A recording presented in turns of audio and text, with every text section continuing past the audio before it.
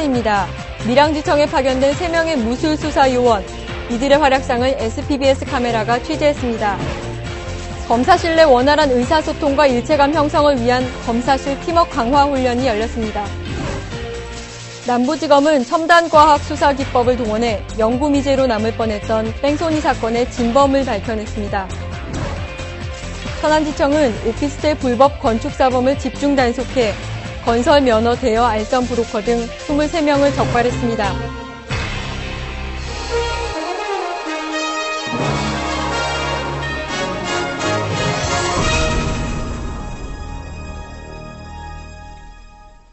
안녕하십니까. 검찰포커스 최희정입니다.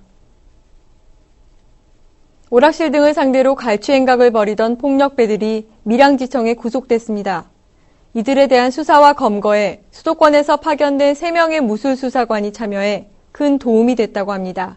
김명호 기자가 취재했습니다. 지난 2월 밀양지역 토착 조직폭력배였던 피의자들은 인근의 게임장이 개업한다는 소식을 듣고 찾아가 경품 환전 이권을 빼앗고 매일 50만 원씩 금전을 갈취하기 시작했습니다. 이들이 업주로부터 뜯어낸 돈은 130일 동안 6,500만 원이나 됩니다. 예전부터 조직범죄, 그러니까 조폭들이 주로 오락실이라든지 나이트클럽, 이렇게 수익이, 현금이 많이 돌고 수익이 큰 사업에 이런 식으로 지분을 탈취해가지고 일정 수익을 받는 형식의 그런 행태를 많이 보였습니다. 그러나 이들의 범죄각은 그리 오래가지 못했습니다. 첩보를 입수한 밀양지청이 본격적인 수사에 착수하고 조직폭력배 검거를 위해 대검에 파견을 요청했던 무술수사관 3명이 수사팀에 합류하면서 수사는 급물살을 타게 된 것입니다.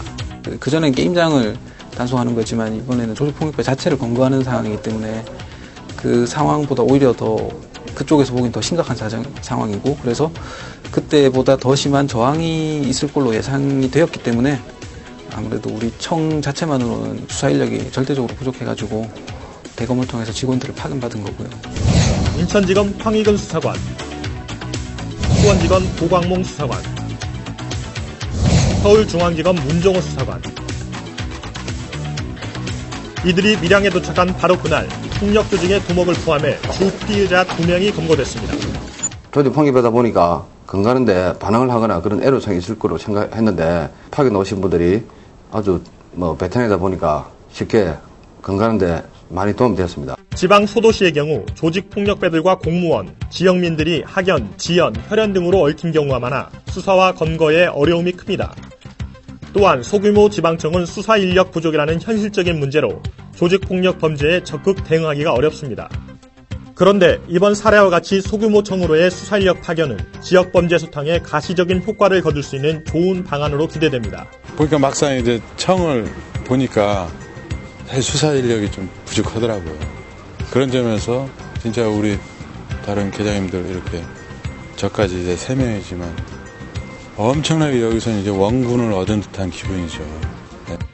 하지만 이러한 수사 지원이 효율적으로 이루어지기 위해 해결돼야 할 과제도 있습니다. 창원 본청이 있을 거고 대검이 있을 거고 법무부까지 이런 절차를 거치다고 보니까 실제로 우리가 요청했을 때부터 파견 받는 데까지 시간이 조금 꽤 걸렸습니다. 그런 부분이 조금 개선돼서 검찰 본연의 업무인 수사에 집중할 수 있는 방안의 일환으로 지방청 수사 인력 지원이 안정적이고 효율적으로 이루어진다면 향후 큰 성과가 있을 것으로 기대됩니다. SPBS 김명호입니다. 수사 패러다임의 변화 방안에 대한 논의가 활발해지면서 검찰 본연의 업무인 수사에 집중할 수 있는 분위기 조성이 그 어느 때보다 강조되고 있습니다. 검사실 내 원활한 의사소통과 일체감을 통해 사기를 진작하기 위한 교육이 열렸습니다. 정영민 기자입니다. 업무 외에 이야기를 전혀 거의 안 해요. 수사관이라 하는 게 사실 검사님 일을 보조한다. 막상 결론이 나도 내 일이냐 하는 그런 생각이 조금 있기도 했었는데. 그래서 마련된 자리, 검사실의 변화의 바람이 불고 있습니다. 검찰이 하나로 단합하여 검찰 본연의 임무인 수사에 집중하자는 것입니다. 최초로 실시되는 검사실 팀워크 강화 훈련은 일선청 15개 검사실 50여 명이 참가했습니다. 같이 가는 파트너, 또 하나의 명품적.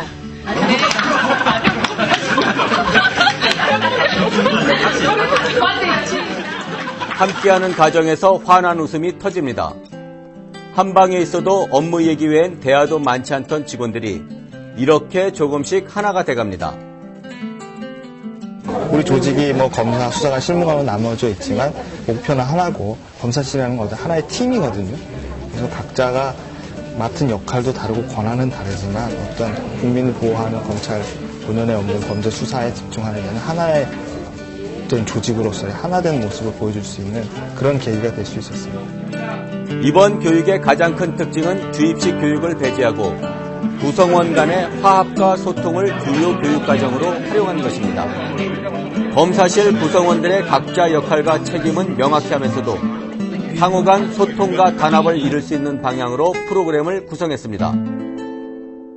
이런저런 수업을 들어보니까 또 의사소통도 안 되는 부분들을 우리가 많이 느끼고, 사실 오기 전에는 일도 바쁜데 왜 이렇게 와가지고 모이라고 하나 싶었는데 와서 보니까 프로그램도 너무 재밌고 그리고 이제 저희 검사실 팀워크를 다지는데 참 즐겁고 좋은 것 같아요. 서로 이렇게 친해지고 서로에 대한 호감도 확실히 올라가는 것 같습니다. 서로에 대해서 조금 더 많이 마음을 열었다고 해야 되나 그래 된 것 같아요. 비전 도판 만들기 순서. 주최 측의 요청으로 숙지하듯 준비해온 방문이었습니다.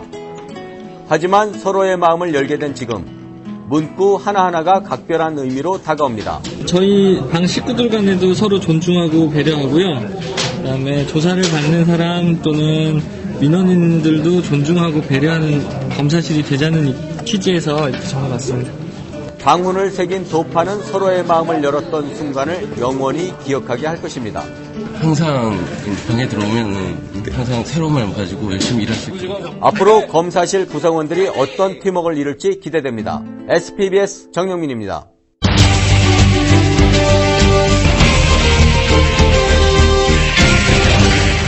과학수사의 중요성이 날로 커지는 가운데 남부지검은 영원히 묻힐 뻔했던 뺑소니 사건을 첨단 과학수사로 해결하는 성과를 올렸습니다. 송기현 기자입니다. 지난해 10월 서울 영등포구의 한 빌라 주차장. 이곳에 약 2달 전부터 주인을 알 수 없는 차량 한 대가 커버가 씌워진 채 방치돼 있었습니다. 신고를 받고 출동한 경찰이 차량 커버를 벗기자 유리창이 깨지고 혈흔이 묻어있는 자동차가 모습을 드러냈습니다. 피해자는 올림픽 도로에서 화물차를 받은 거라고 주장하고 그 차에서 혈흔하고 머리카락이 나왔는데 그럼 개털이라고 그러고 피해자를 못 찾으니까 사고 날짜가 또 언제인지 특정이 안 되니까 차량 소유자를 중심으로 사고 운전자로 추정되는 사람들에 대한 조사가 들어갔지만 운전을 했다는 사람도 파손 경위를 안다는 사람도 없었습니다. 결국 수사에 진전이 없자 경찰은 더 이상 수사를 할 수 없다며 피해자 소재 불명을 이유로 지난 4월 참고인 중지 수사지휘를 건의하게 이릅니다. 그러나 이 사건의 수사지휘를 담당한 서울 남부지방검찰청 양성필 검사의 생각은 달랐습니다. 보니까 일단 피해자를 밝히면은 모든 게 다 해결되겠다 이렇게 믿었는데 피해자를 밝히는 방법으로서 첫째 사고 일시가 어디고 그다음에 둘째 사고 장소가 어딘지를 파악하면은 그 시기와 그 장소에서 발생한 뺑소니 사건을 한번 파악해 보면은 파악이 가능하지 않을까. 이에 따라 차량 커버 구입 시기에 차량 운전자로 의심되는 사람의 통화내역 기지국 위치를 조회, 사고 장소를 추정하는 한편 그 시기 그 장소에서 발생한 뺑소니 사건의 피해자와 차량에 남아있는 혈흔의 유전자 감정을 통해 피해자의 신원을 밝혀낼 수 있었습니다. 자전거를 타고 가다 승용차에 치여 치료를 받았던 피해자는 1년 만에 보상을 받게 됐습니다. 한 2, 3개월 지났는데 저도 포기하는 그런 생각이 들더라고요. 2, 3개월 있다 포기했다 생각이 들었는데 그 시점에서 이제 그런 연락이 오고 이렇게 했을 때는 이렇게 감동이 되면서 진짜 어떻게 해야든지 그런 분한테 이렇게 고마워해서 표하고 싶은 그런 마음이 있지 않습니까? 한편 사고 발생 후 외국으로 도주했던 피의자 이모 씨. 과학적 수사 방법을 통해 사고 경위가 낱낱이 밝혀진 상황에서 모든 범행을 자백할 수밖에 없었습니다. 영구 미제로 남을 뻔한 이번 사건은 한 검사의 철저한 기록 검토를 통한 보안 수사 지휘와 과학 수사로 그 전모를 드러냈습니다. SPBS 송견입니다. 천안지청은 오피스텔 불법 건축에 대한 집중 단속을 실시해 원룸을 2개로 나누어 불법 개조한 오피스텔 불법 건축 사범과 건설 면허 대여 알선 브로커 등을 적발해 구속 기소했습니다. 원은주 기자입니다. 학교와 기업 등 유동인구가 많은 지역 특색으로 오피스텔 수요가 많은 천안지역. 때문에 불법 건축업자가 건설 면허를 대여받아 오피스텔을 건축하고 이를 다시 무단 개조해 미등기 상태로 매매하는 등 폐해가 심심치 않게 발생하고 있었습니다. 나대지를 매수해서 전문 브로커로부터 건설면허를 대여받습니다. 그 후에 오피스텔을 건축하고 원룸을 투룸으로 개조한 다음에 실제 매수자들한테 매도하는 방법입니다. 이렇게 함으로써 주차대수 제한을 위반하고 건설 면허에 관한 법률을 위반하고 조세를 수십억 원가량의 조세를 미납하게 되는 구조입니다. 주된 불법 사례는 방 하나를 2개로 나누는 불법 개조. 여기 원래는 오픈인데 여기를 막는 거죠. 여기를 막고 여기를 다시 문을 설치를 하고. 천안 시내의 한 오피스텔. 이곳은 원래 16개의 방으로 준공 승인이 난 곳입니다. 그러나 이 오피스텔은 불법 증축으로 인해 2배가 늘어난 33가구가 되었습니다. 세대 수가 늘어나다 보니 밤마다 주차난이 생기는 상황.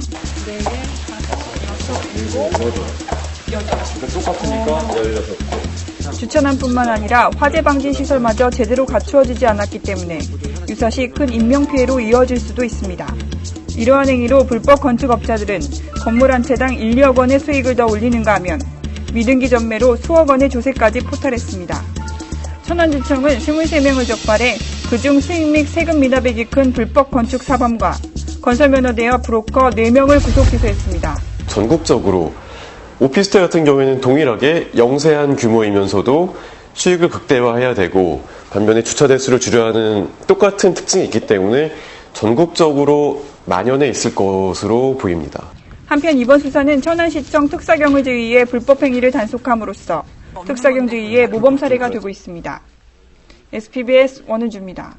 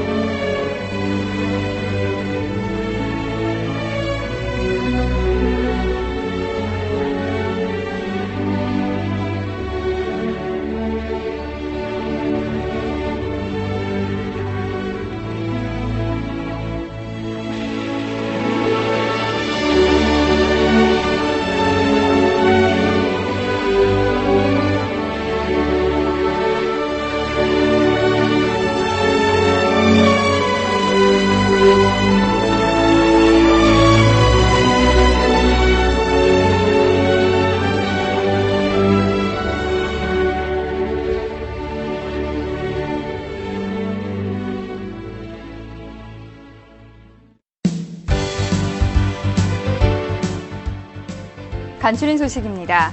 지난 15일 외국 법조인 초청 연수과정 일행이 대검찰청을 방문했습니다.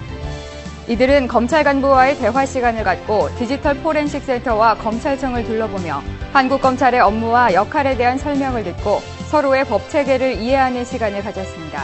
한편 같은 날 제2기 북부시민 로스쿨 과정 현장 탐방의 일환으로 대검찰청을 방문한 제2기 시민 로스쿨 참가자 일행은 검찰방송국과 검찰체험관, 마약감식실, 유전자감식실 등을 둘러보며 검찰에 대한 이해의 폭을 넓힐 수 있는 시간을 가졌습니다. 지난 16일 대검찰청에서 2009년도 범죄예방위원 전국운영실장 연찬회가 열렸습니다. 법무부와 대검찰청 관계자, 전국연합회 임원 등이 참석한 이번 행사는 법질서 확립의 필요성에 대해 공감하고 이를 위한 구체적인 방안을 모색하기 위해 열렸습니다. 범죄예방위원회는 법질서 바로 세우기 운동을 전국적으로 확산시키고 범죄 취하가동 결연과 보호 활동에 힘을 기울이자는 데 뜻을 모았습니다. 지난 21일 대검찰청 변모전략팀은 2009년 변모과제 수행계획을 발표했습니다. 2009년 변모과제로는 공안관리 시스템 개선, 복지사이트 고도화, 영장기각사건 관리 시스템 구축 방안, 경영진단형 조직평가 시스템 도입, 사용자 지원 활성화 등이 선정됐습니다. 과제 리더와 팀원들은 앞으로 우수 사례를 벤치마킹하고 과제 리뷰 등을 병행하며 효율적으로 과제를 수행해 나갈 계획입니다. 이상으로 검찰 포커스를 마칩니다. 시청해주신 여러분 고맙습니다.